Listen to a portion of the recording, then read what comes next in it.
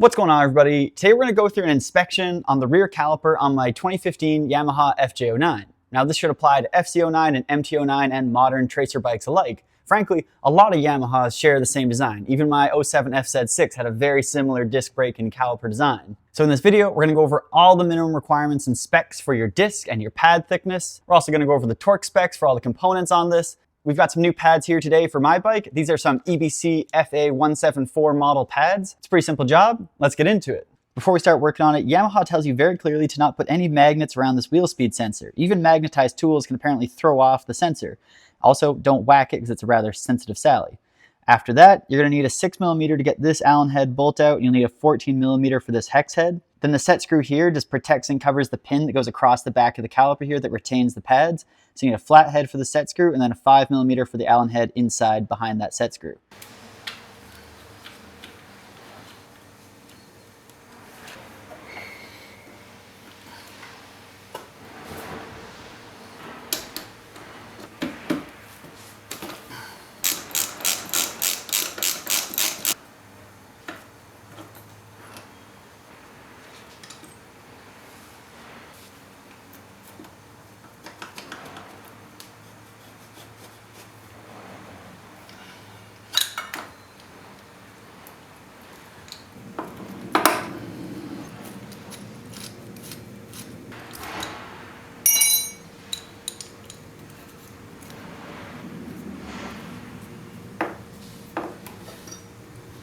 So I've got my pads out here on the desk. They measure about 2.2mm. I've got my vernier caliper on it and spec'd them out to be about 2.2-ish. So I'm gonna keep running them because they've got some life left in them. But the brand new spec for these pads is 6mm and the limit is 1mm. So if your pads are less than a mil, it's time to replace. But as a good rule of thumb, you see this groove here. I've cleaned it out of all its debris. But if you can't see the groove, you need to replace your pads. That's too low. You can check from the back of the bike. If you don't see that little pocket groove there, you've got no pad left. This is 2.2mm, so I'm gonna keep running it. Looking at the manual here, you can see it's important you put some silicone lubricant on the part number 6 here, which is the pad isolator, in between the pad isolator and part 5, which is the brake pad shim. So a little bit of lubricant in there just prevents the chatter and the squeal.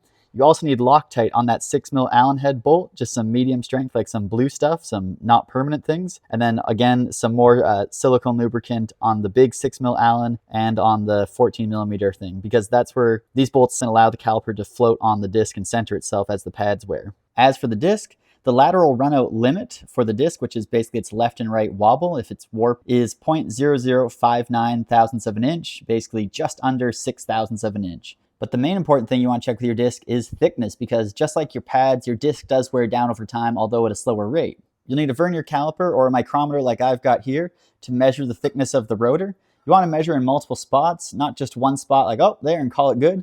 Measure it deep down into the groove, measure it close to the edge, measure it around the other rotational side of the disc. But whatever you do, don't measure the disc right on the edge here because the disc doesn't wear there because the pads don't rub there. Basically just measure in the shiny area all around and get a good sample. So after measuring my disc, I found the worn area measures 4.4mm, which is bad because the disc brake minimum thickness is 4.5mm and it's brand new at 5mm. Well, I got my pad, my insulator, and my shim all cleaned up. Just got a tiny bit of silicone grease on there. It just lines up like this. Then you put the shim right back on top and it kind of snaps together with the tabs on the side of the shim here. This is the kind of silicone brake lubricant you're looking for. If you're replacing pads, unlike me, you'll want to compress this piston so you can actually get the caliper back on with the pads in place. You can use a piston compressor, or you can get away with like using a pry bar in a piece of wood, but just be very gentle with the surface of the piston here so you don't mar it or the sides. It's also a good idea to just get in here and clean it up. I haven't done that yet. Also, you see this sheet metal retainer that sits above the piston there?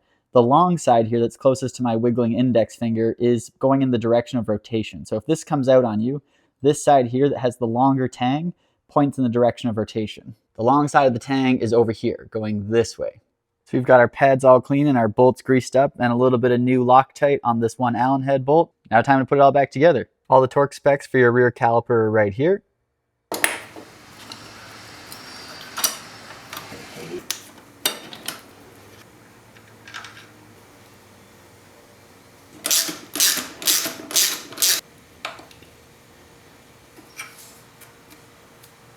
For some reason, getting the caliper on was hella finicky, but I got it sorted. You gotta get the corner of the pad resting on the shelf there where the little sheet metal corner is. Otherwise, the caliper's not gonna push down. The torque specs here are 20 foot-pounds, 16 foot-pounds, and 12 foot-pounds for the Allen head inside there, and then it's like a microscopic 1.8 foot-pounds for the set screw that covers up that 5mm Allen head.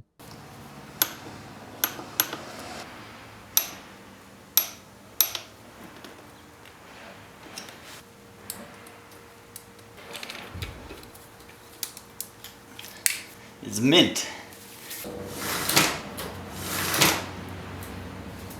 And that's a wrap on the rear caliper and disc inspection on my 2015 Yamaha FJ09. If this video helped you out, smash the like and subscribe button down below because it really helps me out. And you know we got more CP3 Yamaha FJ09 / FZ MT09 content coming to you soon, so stick around for more to come. The torque specs will be down in the description down below. And as always, thanks for watching and have a good day.